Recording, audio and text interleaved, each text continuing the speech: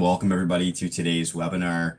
We are going to cover the full-time MBA program here at the Smith School of Business, along with interview a current Indian student who has come to Canada for the program and is doing very well and was hand-selected for this webinar today. So you'll get to meet Awichal in a few minutes here. I'm going to first run through a few of the kind of overview slides of the program. So if it's your first time learning about the MBA program, you have some background, then we're going to jump more into the student experience side with the interview. But once again, regardless if you're joining live here today or this evening, depending on where you are in the world, we really appreciate your time. So thanks for joining.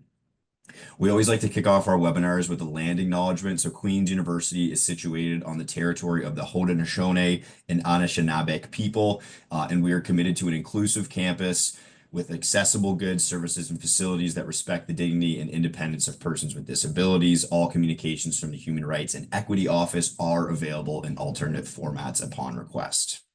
We are recording today's presentation, so if you're busy in the evening doing something and you can't give your full focus, that's totally fine. We will be sending a recording of this afterwards, so there's no need to take notes throughout.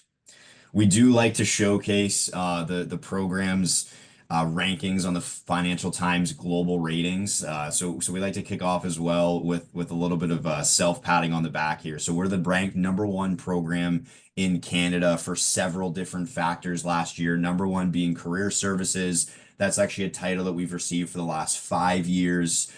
Best salary increase along with return on investment. It's a 1-year program, so you're back into the workforce at an increased salary after that 12 months. And we also have the #1 alumni network, which we've also had for a few years running and is always in the top few institutions here in Canada. So we're very proud of these rankings. Our career services team is actually in the top 25 in the entire world, which is very important, obviously, when you're trying to either A, move to a new country and find a new place to live, or you're just changing industries. You're going from finance to consulting, marketing to finance, operations to something else. So there's definitely a great opportunity to work with the Career Advancement Center to really upskill and pivot and really get that position of your dreams post MBA. So we like to show an kind of arching view of what our campus looks like. So as you can see from the slide, Queen's University is definitely compact in the sense that you're not in the middle of this major city with all of these large residential and commercial buildings. It's really a campus feel once you come onto the campus. So all of the buildings that you see in the middle in the gray with the red kind of indicators are all Queen's University. You can see with the yellow arrow on the left-hand side, that's our business school. That's the Goods Hall, where we host the Smith School of Business MBA program, our undergraduate commerce program, and also our Master of International Business program. All of our other professional master's programs, PhDs, etc., do visit the school, but at times they're in Toronto and elsewhere, depending on the delivery model of their program. If you look to the top right-hand side of the slide, you'll see downtown shopping, restaurants, Market Square. That's a 15-minute walk from campus. So if you're living kind of in behind Goods Hall in the area you see there with the trees, which is where many of our students are living, it's a very walkable city. You also have access to public transportation, so it's not a city that you need a car. And it is certainly very accessible, regardless of kind of where you live. And then if you look into the top left-hand side, that's kind of a larger scale photo of kind of Kingston and its kind of related distance to the major cities around it. So you're 2.5 hours from Toronto, 45 minutes from New York, 2 hours from Ottawa, 3 hours from Montreal. I had a student stop by yesterday who's from the Caribbean and said it was his first time in Montreal and had a great time. So there's opportunities for you to visit these neighboring cities on the weekend as well, and get lots of really cool cultural experiences outside of Kingston when you're in Canada. Modern methodology. So how are you learning in the classroom? So you're learning essentially in 5 different ways, and you're getting to kind of practice the things that you're learning in 5 different ways that all encapsulate technical expertise and also interpersonal skills. So you'll do classic classroom instruction and discussion, read the textbook, read a news article, watch a video, come to class. Let's expand on what you've read. The professors providing insights, other classmates that have potentially worked in those industries or touched on those businesses will also provide context as well. But it's an open discussion where you're really diving deep into a subject. Living case studies would actually be you're solving a problem. So there's a case that's been created about an older problem, or it's been created out of fiction based on an old problem, an operations case, a finance case, etc., a marketing case, an operations case, where you're solving an issue within that case, either with your team or alone. You're coming to classroom, there's different questions and analysis that you're breaking down within the context of the case. The professor, once again, is providing information. Other classmates that may have expertise in that area are also working through it. But this is essentially you're a consultant for a problem, you're fixing a problem within a business. Taking that one step further, there's also simulation. So there's times where you're actually playing an active case and you're kind of an actor within the current kind of realm of a case. So an example would be in our negotiations class. You're actually live negotiating against a classmate on several different cases, which really gives you an opportunity to practice that seat in a mergers and acquisitions case, or a different type of case where negotiation is necessary. Once again, then when you're in the real world business, you're working on a mergers and acquisition in real life, you've sat at that table, you've simulated that conversation, you feel comfortable in that situation. So that's why we're doing simulations in the classroom that really mimic the situations that you'll be facing in the real world. We also have real world business projects. So that's when companies are coming in, lifting their hood to their business, showing you the insights and providing you a real problem. So it's like a case study, but in real life. This is an actual problem that this company is going through. You're now kind of consulting them, coming up with an idea, and then implementing your idea, providing that to them in a report, and then they're at times and many times actually integrating this into the real life business practice. So once again, if you're looking to be a strategy consultant or an implementation consultant, or you want to be client facing in general, working through these simulations, case studies, and real world business projects will make you comfortable in those scenarios. The last piece is experiential learning. So these are things like clubs and associations. So the Queen's University Alternative Asset Fund, for example, where you're doing stock pitches and you're learning that kind of hierarchy of an investment fund. You're doing weekly stock pitches, analysis, risk analysis, etc. And once again, if you want to work in the world of finance, it's a great opportunity to practice those skills in a club format before kind of doing that with large funds in the real world once again. So you're learning all the technical expertise, but because there's so much communication, presentation, client-facing work, both with the real life projects and the case studies, you're also becoming very fine-tuned in your interpersonal skills. Your communication skills, your presentation skills, your teamwork skills are all being enhanced as a result of the way of the program flowing.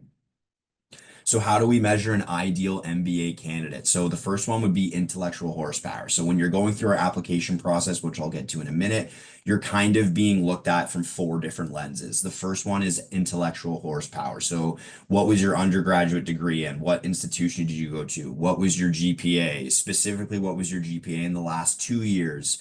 What did you get in your quantitative courses if you took quantitative courses? Do you have a GMAT? Do you have a GRE, a CFA, a CPA, any additional designations outside of the realm of your undergrad, a master's, etc.? Anything from that academic world is going into the intellectual horsepower bucket to ensure that the candidate is capable of going through the academic rigor of the program. The next one would be EQ, or interpersonal skills. So those are things that are being looked at in your interview. If we meet you at a fair, if we're interacting with you over email, kind of the professionalism. There's no real great descriptor, but you know it when you see it. Is this individual going to be a positive member of the community here at Smith, which is very important. The next would be work ethic or resilience. So you do need 2 years of post-secondary work experience to take the program. It helps you with the classroom discussion. It helps you kind of decide and have that work experience to know what direction you want to do post MBA. So our career team, it can really help you in those conversations as well. So we're also asking for professional references. So what are your references saying about you? How are you performing at work? Have you received promotions? What type of work are you doing? Are you client facing, etc.? Will all be considered in the work ethic and resilience bucket. The last one is coachability and team experience. So on those reference forms, we're asking, are they collaborative at work? Do they work well with others? During our questions in the interview or your Kira assessment, We may ask questions about team experience or willingness to work with others. Are you open to feedback? Are you open to providing feedback? Are you confident in collaborative environments? Because this is a team-based MBA program. You're going to work with a core team for the first 6 months. So you need to A, be aware that you're going to be working with a team, and B, also be comfortable and want to do those collaborative projects. If you're someone that likes to do more individual work, kind of close the door quietly and do things in the back end, it's likely not a great fit for you because the amount of collaboration, presentations, and teamwork that is going on throughout the program. So we're kind of looking at these four different things throughout the application process, and you're essentially graded on these aspects before an admission decision is made on your file. So application requirements. So the academics, we're looking for a bachelor's degree. That's kind of a mandatory undergraduate assessment. B plus average, more specifically in your last 2 years. GMAT, GRE score. Depending on your undergraduate degree, you may actually qualify for a GMAT waiver. But if you're someone that wants to go into strategy consulting, the highest levels of finance, make a major career pivot, and also receive a strong scholarship, we definitely recommend writing a GRE or a GMAT, and those are kind of the average scores there. Anything higher than that, you're starting to look at higher levels of scholarship, etc. As I mentioned, 2 years of work experience postgraduate, average 3 to 9, range about 2 or 3 to 5 star range is about 2 to 9. That's a soft ceiling. Some individuals do have more than that. But at that point, once you get into the higher realms, 10, 15 years, an executive MBA might be a better fit for you. The English language proficiency as well. So if you've taken your undergraduate degree in any language other than English, you are required to write a TOEFL or an IELTS. The scores are there as well for you to look at. The application process. So the second you go to our website and click apply now, you're introduced to either Terry Lynn or Beth. They are then your application advisor for the entire process. You don't work with two individuals. You have one focused individual that will help you with your file. They can answer questions, jump on Zoom calls with you, look at your resume, make recommendations to maybe tweak certain things. They're truly there on your side, helping you get into the program, and they truly want you to succeed throughout your application. So ask them questions, get on the phone with them, connect with them, ensure that you have everything that you need before moving to the interview. And it's nice to have someone. You certainly won't forget anything, because if you have, you will be receiving follow-ups for Terry Lynn and Beth as well. So the application process is quite straightforward. You fill out that online application form, as I mentioned. You then provide your resume and your transcript to either Terry Lynn or Beth for the preliminary assessment, just to ensure, yes, you are qualified. We don't want to waste your time and collect all these other items if you're not qualified. So there's a preliminary assessment. Then you move to the build your application phase. You're submitting cover letters, references, GMAT, GRE reports if you have them. Kira assessment, which is an online video interview. It's 2 questions. You get roughly a minute to think of your response. Once the system provides you a question, then you're recorded. We really just use it for the basis of our admissions committee. You might have an interview with myself or one of the other directors, but it's nice to show that personality in the admissions committee. So sometimes we'll pull it up and show the rest of the group kind of how you're answering those questions. It's essentially an interview that can be shared with a wider group. You also need official transcripts, English proficiency test, depending on your undergraduate language. And then once you move into the final stage, which is essentially that admissions phase, you're doing a live interview, either in person, likely depending on if you're in India right now, it would be a remote interview over Zoom. And then you're also considered for scholarship at that point. So you do not need to apply additionally for our scholarships. All of our students are automatically considered for our merit-based scholarships. So it's a great option for individuals that are looking to kind of lower that overall cost of the program by really receiving a strong scholarship that can help them in their studies. And what we're very excited to share as well, and kind of one of the main focuses of today's webinar, is we are coming to India. So we travel to India yearly. We have tons of alumni across the major cities. So this year we're traveling with Seed. So Seed's our company that essentially hosts a business school festival. They do them all over the world, and this year we are attending the one in India. So we will be at the Seed Business School tour on Saturday, July 26th in Mumbai, in Delhi on Sunday, July 27th, in Pune on Tuesday, July 29th, and then Hyderabad on Thursday, July 31st. We're also hosting Smith-specific events in these cities kind of the day of or the day before some of these events. So if you're interested in going to a Smith specific event, please email the email that you see on the slide there. That's my personal email. I'll provide you with all the details. It is a smaller event, so there will be alumni, enrolled students. Our director, Carrie, who is participating in the Seed Business School Festival, will be there. It's a great opportunity to kind of have a smaller, more intimate session that's Smith specific. If you're only able to make it to the Seed Business School Festival, please do come and visit the table. Carrie will be there. She's our academic director. She's been working at the school for over 20 years. She's a great resource to answer questions, and she would be your academic director in the program if you do decide to move forward with your application and you are admitted. So we're very excited to be coming to India.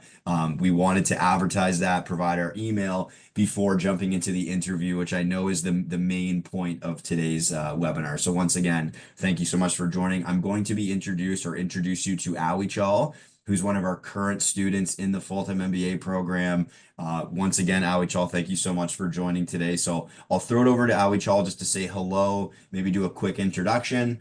I'll ask some questions, and then if you have questions, please feel free to put them in the chat. I will moderate those questions to Awichal. So Awichal, over to you. Thanks, Declan, for having me here. And can't believe that last year I was on the other side of this Zoom. Time flies for sure. So, hi everyone, I'm Avishal Abhishek, currently pursuing my MBA at Smith School of Business. Prior coming to Smith, I was working in back in Hyderabad, where Smith is visiting. I worked there 4 years into a boutique consulting firm called Alliant Group. I work as a tax consultant. Earlier, I also worked in startups like from hospitality to education technology. Although I did my undergrad in BTech in computer science, but something business was something that I was missing out for over a period of a time, and took a call for going for an MBA. And then I realized after I was hitting a ceiling, as many of you, and thinking to go for an MBA, I found Smith was a perfect fit, which meet all my requirement, and that's how I'm here. Amazing. Well, once again, I really appreciate your time today. I do have a couple questions, obviously, that I'll send over to you, but please, if you're in the audience and you have questions, please feel free to put them in the chat.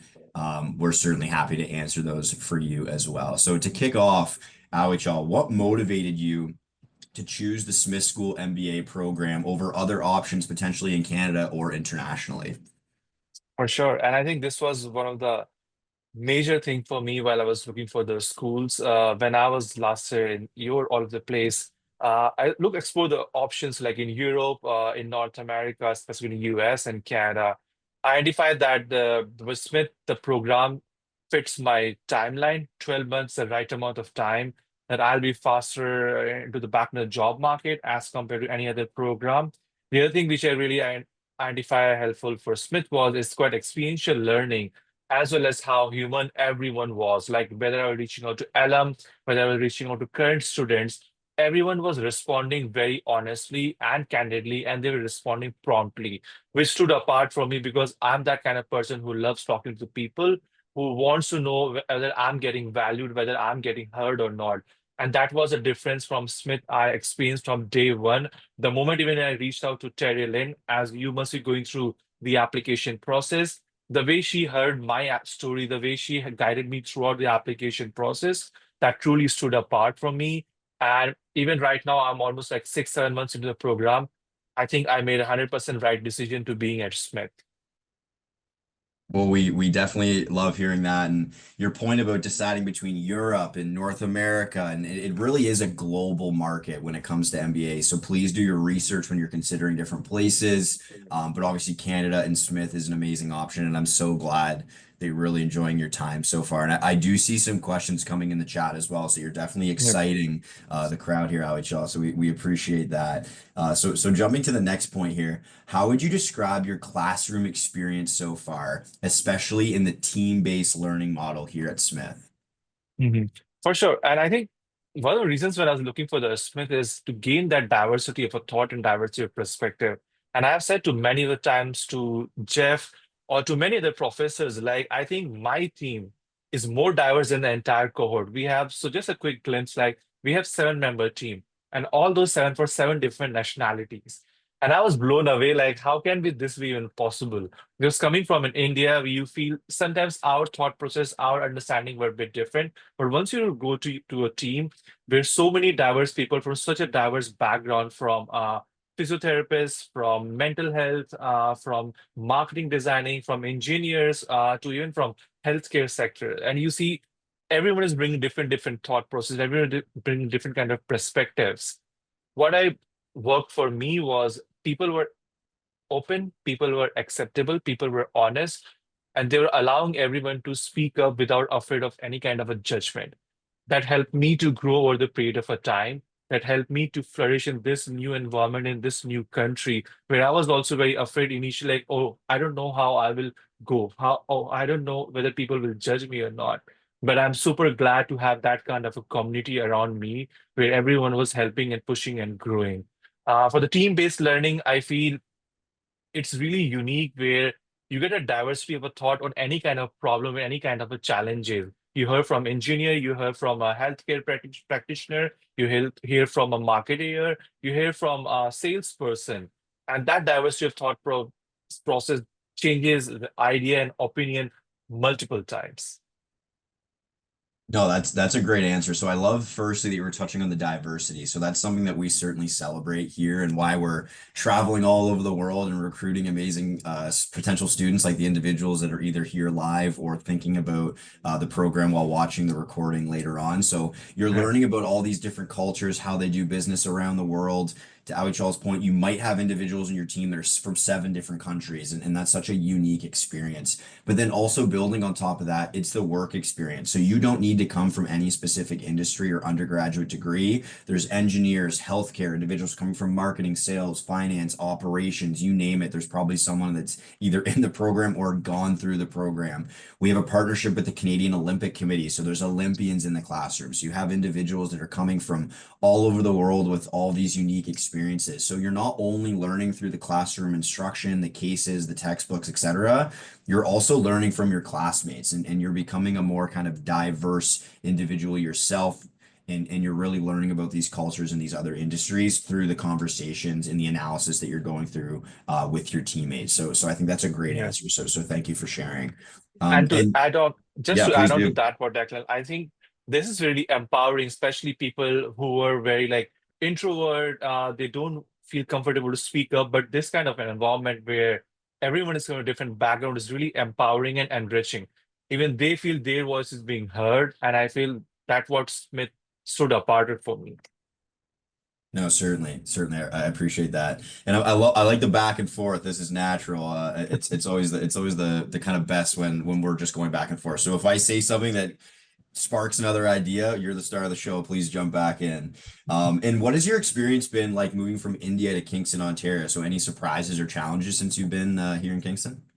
Oh, for sure. I think being in Hyderabad, like where it's always hot, the moment I landed here is like so cold. I think the winter was the biggest change, the biggest surprise for me. I was not ready, not equipped, but I'm glad like Smith kept us busy. Smith kept us inside the goods hall for the good amount of time, so we don't have to worry so much about the snow and the winter. The biggest change for me is like how beautiful the Kingston is. Like just walking from the school to our home is just 10 minutes of walking distance. We have a beautiful lake, we have beautiful park just close by. We are just opposite of the fields, so like you can go for a run, you can take participate in different activities. And also it's so like people are really welcoming, people are really humble, which was a big shock for me. Like when I was coming here, I'm like, okay, I don't know how I'm going to navigate because I'm new to a country. It's a new place for me. But even the local Kingstonian, they are really amazing. They're really warm. And I can say that within this 6 months, I never felt like that I'm being new to this city because the kind of hospitality that I have received here. And I'm proud to say and proud to welcome each one of you to Kingston. Hopefully next year I can show you around what I have learned so far here. No, that's amazing. Yeah, it's the shock is severe when you're coming in the middle of January for our opening session. But to Awichal's point, we're inside. We actually do like an offsite at a hotel to kick off, and then we're in Goods Hall throughout the day. So you'll be able to kind of stay out of the cold when possible. But then now it's July and it's very hot. It's been very hot this past week, so it's very interesting. You have to pack a snowsuit, but then you also have to pack Yeah. flip-flops and swim shorts. So definitely very diverse in the weather exactly that you'll be experiencing. So once again, thank you for that. And I'm glad that you felt so welcome to Kingston. Canada is a cultural melting pot. Yeah. Toronto is one of the most diverse cities in the entire world. We go there several times throughout the year for our career trips and treks. Kingston as well is very diverse, both at the university and in the city. So everyone is welcome. Canada's first capital, a lot of really old and beautiful historic sites, restaurants. You can go down for a swim at the pier that's right off campus, and lots of trails and Yeah. walking as well around the campus. So I'm really glad that you've been enjoying your Also, time in Kingston. yeah. Also to add on, like I feel Kingston is a perfect college town. It's not too far from all the big cities, like as you mentioned earlier in the slide, like 2 hours from Toronto, similarly from Montreal, Ottawa, and just 1 hour or something like that from New York. It's a perfect small town and a college town, I can say, where you can get all the glimpse of big cities, but also you can quiet and study and then again go back for the busier times. No, it's true, and it's funny. I'll go to Toronto to visit friends on a weekend, or I'm going to a work event, and I'm always seeing students on the Via Rail coming to and back. So there's a train that you can grab from Kingston that goes directly to all these major cities. You can drive. There's buses. So there's lots of opportunities to explore outside it, and certainly I love that point. It certainly is a university town. So we have Queen's University, the Royal Military College, and St. Lawrence College. So young, vibrant, lots of young individuals working on either their undergraduate or their postgraduate certifications. Lots of exciting things going on, but then also it's a little bit quieter than a Toronto or a Montreal, so you can Yeah, focus on your studies unless you're going to visit those places on the weekend. So once again, I really provide that context and kind of shifting gears a little bit towards the Career Advancement Center, that Career Advancement Center that's been ranked so highly in Canada for the last 5 years. So how has your experience been so far, and have you found they've supported your job search and career planning? for sure. I think this was the biggest surprise for me because when I was in my engineering undergrad, we never had this kind of a support. We never had this kind of a guidance. And when I was looking for Smith, that thing really stood apart for me. And even when I was talking to the LMs right now, they said, go and talk to your coaches, go and talk to your uh, uh, like CAC team. They're going to help you and guide you how to work it around. And back in India, we don't have a cover letter was a kind of a thing. So on my first day, I was talking to my coach, like Paul. It's like how to draft a cover letter because I only drafted for my admission for the MBA school application, but never for the job applications and all. Now I work for the past 6 months with my coach and for the entire CAC team. I understand how these small elements plays and how these small elements stood apart to you when you're applying for the job or for the recruitment cycle. The best thing I feel with the CAC, they're always there for you. They support you, they guide you. You can schedule weekly, twice a meeting with your coach who is totally dedicated for your professional development.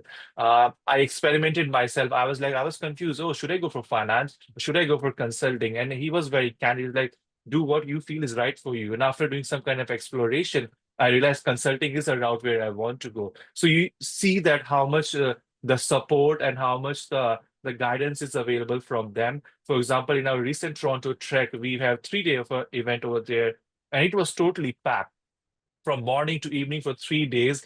We were meeting companies to companies to companies to companies, and it can be from all the MBBs to all the tier two consulting or tier one consulting companies. And that shows that hey, how school works to bring those networks to your reach and how you build up those relationships. So I'm quite happy, quite satisfied how much CAC has supported to us so far. And really looking for the next phase when we're going toward the recruitment and the application cycle. Certainly, yeah, and I'm glad that you kind of ran through the different levels of support and resources that are available through this Career Management Center. So you have coaching, you can meet one-on-one with a coach. They can look at your profile, kind of help you land those positions, work on cover letters, work on resumes, work on interview skills. And all of those skills end up being a difference maker when you're trying to get those positions. So that personalized coaching goes a long way. And then to those career trips and treks, you're meeting the consulting firms, the big banks, the tech companies. Regardless of the industry that you're looking, there's going to be a company or an individual there that can kind of help you, give you insights about their position, a day in the life, etc. So there's all these different layers of support within the Career Advancement Center. And we do these events in Toronto, kind of the business capital of Canada. That's where the big consulting, finance, etc. firms are. We have a Toronto facility there. So we're not just going and renting out a space. We have the top floor right downtown, 200 Simcoe, right on Front Street. So it's a great facility for our students to join these events. There's three different classrooms, breakout rooms, etc., 360 views of downtown. So it's really nice that you kind of have the Kingston campus for a majority, and that's your home, but then you also have this secondary location that you can go and it's kind of the Smith home away from home in Toronto as well. So Yeah. thank you for sharing that. And Um, just yeah, just to please share do. one example, Declan, like it happened with me when I was talking to one of the alums, and she was from one of the big consulting firms globally, and she said, "You guys are so lucky to have such a unique opportunity to meet all these companies at your facility. We never had this kind of opportunity because she did her undergrad from a different Canadian school." And I'm like, I'm glad we opted for Smith because that kind of opportunity we are getting a first-hand experience while talking to them. So just wanted to point out that thing. No, please do. Yeah, the events are amazing. We send program staff. I go to many of them so that I can sit in the session and share the information when I'm traveling around and meeting individuals. So yeah, it's a very exciting time. We do tours as well during that time to really show off the career trips and tracks because there's a reason the career advancement team has been ranked one for the last 5 years, and a big part of that is those events, the relationship managers, and how close they are to industry, the businesses, our alumni. So I'm really glad that you grew on that point as well. So thank you. And kind of the last question that I'll ask, and then we'll jump to the chat here. And it's been a popular chat as well, which is great to see. So thank you so much for our participants for asking questions as well. But Ali Shaw, what advice would you give to an Indian student who's considering Smith MBA? Yeah, I think start early. If you're still in the application stage, I would recommend start your process early so that you have your decision available within a month or a month or more than that. And you can move to the next phase of the packing your bags and getting ready to Canada because I understand the visa and all those processes also take some amount of time. Be ready for the change. This will be like a totally new country for you. If you travel, that's really good for you. If you haven't, like, give yourself some time, be open, be ready for the big change. Talk to current students as many as possible. Talk to the alums to get what their experience about their program is, so you know where you're going towards. I understand it's a big amount of investment from time, energy, and from the money side. So you want to ensure you're going to the right place. So talk to as many people as possible. Finish your application process early so you have good amount of time available to spend time with your family because next 1 year will be like a totally different time for you. You'll be creating a new friends, you'll be creating a new family here. Um, so that's the initial tips I can share. Apart from that, if you have any questions, please feel free to reach out to any one of us or the ambassadors, and with a career or with a particular journey that you want to connect with them, so you can resonate your uh, path with them, and so you know where you're heading towards. No, that's fantastic, and I really appreciate that. I'm glad that you found a second family here in Kingston because we certainly feel the same. And the community is great. We only accept 80 students every year. That's very intentional. We want the classroom to be close knit. We want you to know everyone on a first name basis. We want this network to be available for you forever. And if you're in a class of 300 people, it's going to be more difficult for the class as a whole to become close knit. And that's something that we hear every year from our students about how they like the small class. It's a small community. All of your team rooms are right outside the classroom. People are coming in and out during lunch, etc. I'm answering one of the questions that I see in the chat there as well. And Avichal made a great point that I was actually going to mention on the next slide. You can book a virtual coffee chat with one of our student ambassadors. That is the best next step that you could possibly do if you're trying to learn about the student experience. You're already one step up having gone to this webinar or watched the recording because of how much information you're getting from a current student. But if you want a wider lens, speaking to individuals that come from different backgrounds other than engineering or that are interested in other spaces, book a call with a student ambassador. You can book 6 calls, you can book 5 calls, you can book as many as you want. They've all signed up to be resources and share information. So that link is on our website, which I'll show you on the next slide. But I did want to jump into the questions here in the chat because I do see a few. So I will read the first one. One second, I need to pull up the Q&A. Okay, so could you please explain the dual degree program for MBA and MFin? So there is a dual degree option between the Master of Finance and the full-time MBA. Because you're taking so many finance courses in the MBA program, you have to take fewer courses to get that second master's in finance. So there would be A, less classes to take, and then B, it would also be a lower cost.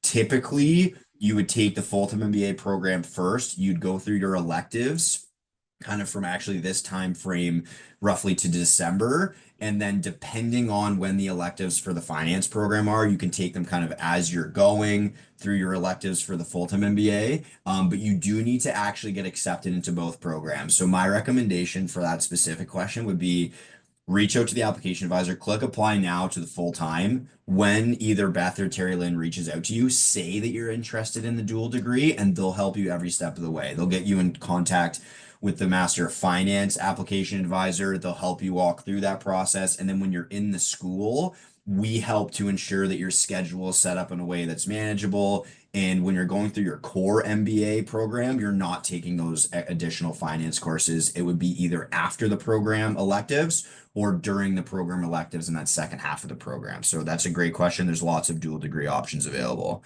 Do we get a GMAT waiver if the candidate has completed CFA level 1? Really good question.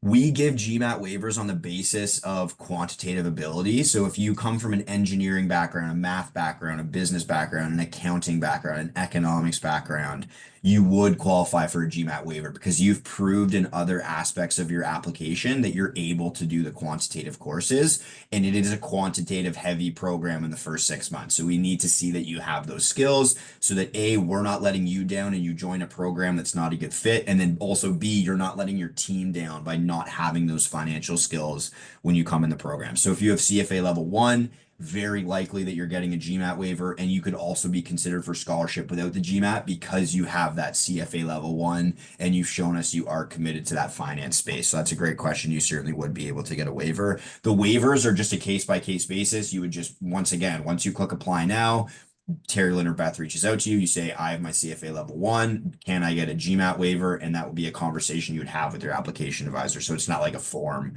that you have to fill out, but that's a really good question. Systems. So what available assistance do we get finding a job post MBA? So during those career trips and treks, you're starting to build your network. They're also sharing job postings. So for example, I've sat in a CIBC rotational program presentation during the last career trips and treks. They have like 9 different rotational programs, and one of their hiring managers is there and essentially says, we're opening up the applications in November or July, and these are the ones you can apply for. This is the process. And then they open it up at the end for questions, networking. You can meet them so that when they read your application, when it comes in, they remember you from that conversation. So networking at the career trips and treks important. We also have an alumni network as well, Smith Connect. There's alumni postings posted there, coffee chat ability. You can collaborate with alumni using LinkedIn as well. So if you're interested, you see a post on LinkedIn and it's at Sobeys for a product manager and you're interested in working there, you can literally just search Smith Sobeys in the search bar. You'll find a Smith graduate that works at Sobeys. You could reach out to them for a coffee chat. So we always say it's not a magical drawer of jobs, but any position that you see, you can use the network that you've established or the Smith brand to help you get your foot in the door. And then obviously our career coaches are helping you. So let's say you get a consulting interview. You can do a mock case interview with your coach that's getting the industry insights, that has alumni in those areas that are helping you provide information. So when you get into that interview, you're very comfortable because you've done a mock interview with your coach, or you've reached out to someone from Smith that works at that institution that's giving you more insight. So there's lots of support when finding MBA positions post grad. Just to add on, Declan, on that, Please do. we also have a Quest, a portal where you see all the openings, all the jobs that is coming up, and those are some of them are very Smith specific or Smith exclusive jobs that only our folks can apply to those. And I saw one in the morning, just in one of the top consulting firm, they opened up the position. Now that's only for Queens or Smith specific people can apply. So you see these resources are available for you to apply apart from all the other resources that Declan already mentioned. That's amazing. I appreciate that. I'm targeting a landing a job in equity research analyst or investment banking domain. Could you please let me know? Smith's MBA program would be a good starting point. Certainly. Smith does very well in consulting and finance. Obviously, lots of MBAs are going to be focused on consulting and finance, but roughly 25% of our students do end up in finance post MBA. So you can take a finance specialization in the second half. So the second half of the program, you're fully focused on finance. Your career coach can be focused on finance. When you're doing the career trips and treks, you can go to all these round tables and presentations from the big banks and financial firms. So there's lots of exposure. We also have the Queen's University Alternative Asset Fund that I mentioned if you wanted to kind of practice as well. We have Distinctly Finance that you can take as well that kind of aligns with the CFA examinations as well.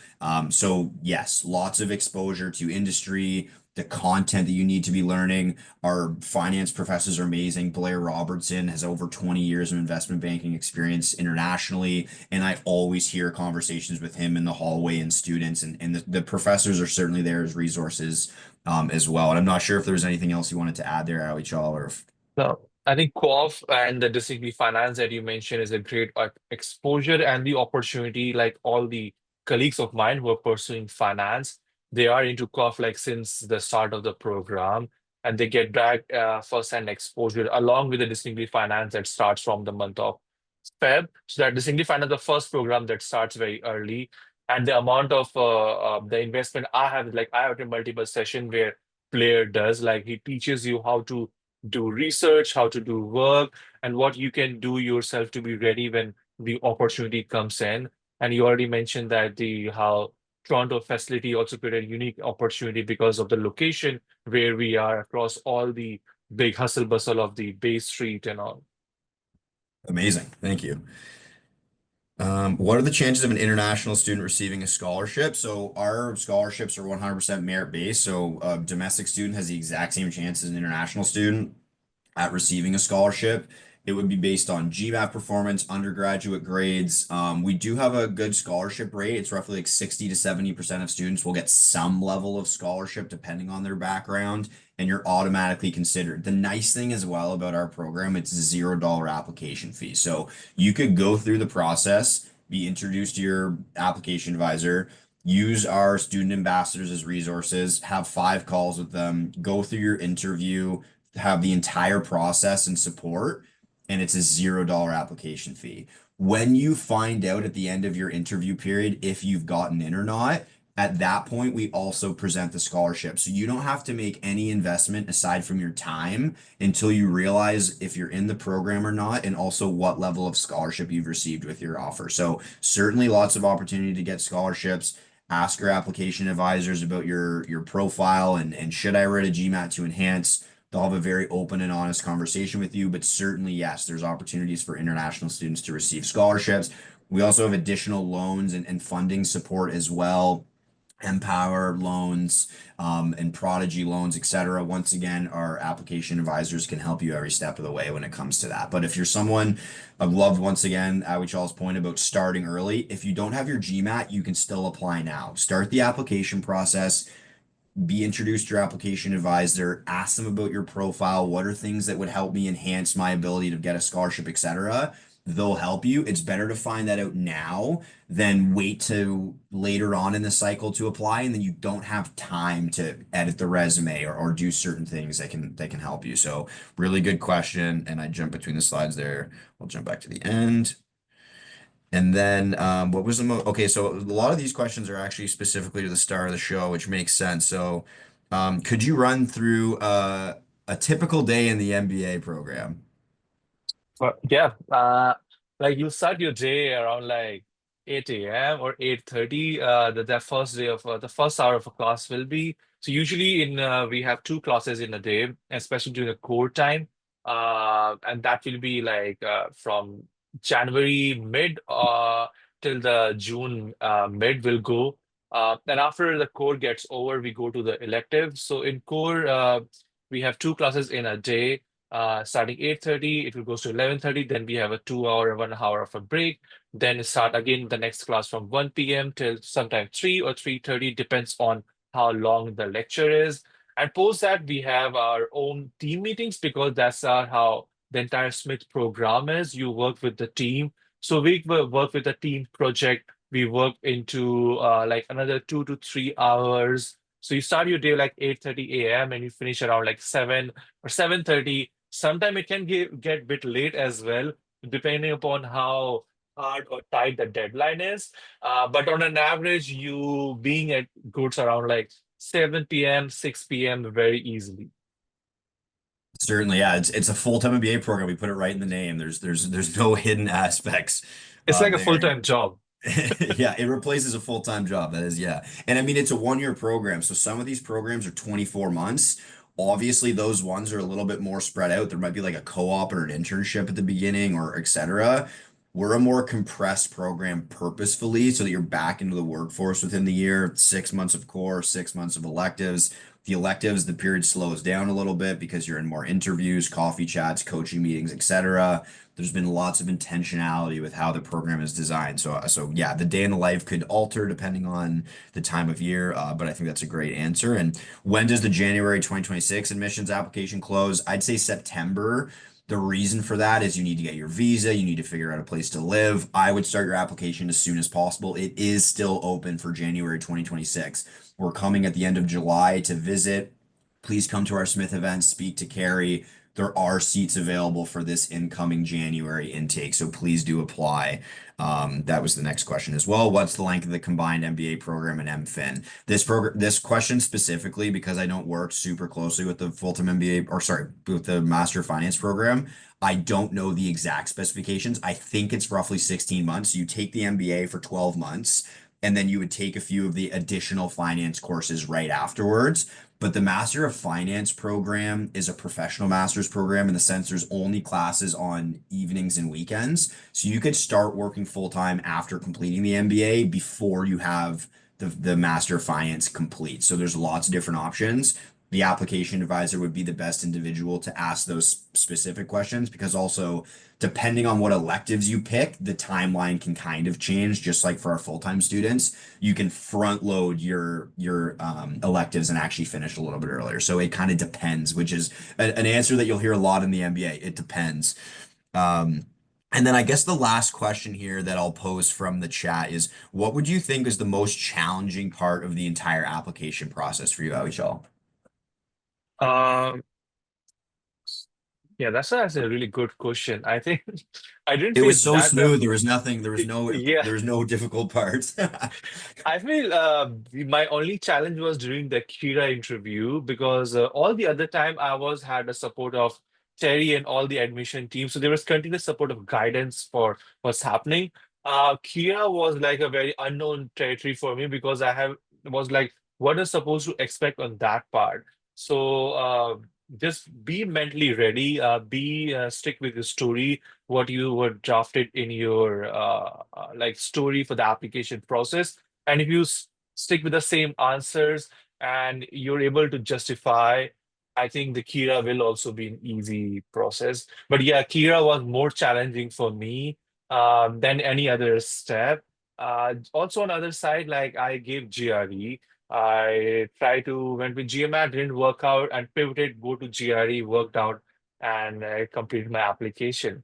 So don't stress so much on the GMAT GRE thing because there are a lot of different factors that Smith will look towards your application, just only on the one side of the facet. No, I love that answer. And to be honest, that's the most, I would say that's the most consistent answer is the Kira. You're talking to your webcam and there's no one on the other side. So it's just it's a very odd environment to be in. Typically, you can kind of see the other person on the other end. You see their facial expressions. It's just you talking into the camera. Your interview, your interactions with your application advisors, etc., would be considered higher than your Kira. It's really just a personality assessment. In the case, we don't even pull it up at all. The application, the individual that interviews you will always watch it before, but we don't even show it to the larger group all the time, depending on the profile.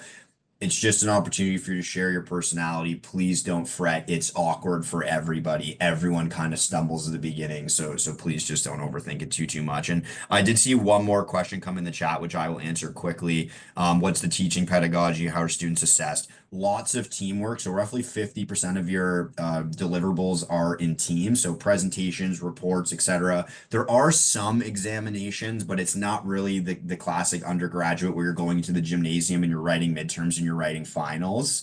I'll let Awichal jump in if there's anything I'm missing, but lots of teamwork, roughly 50% individual, 50% team. I totally agree. Like 50% teamwork and 50% individual.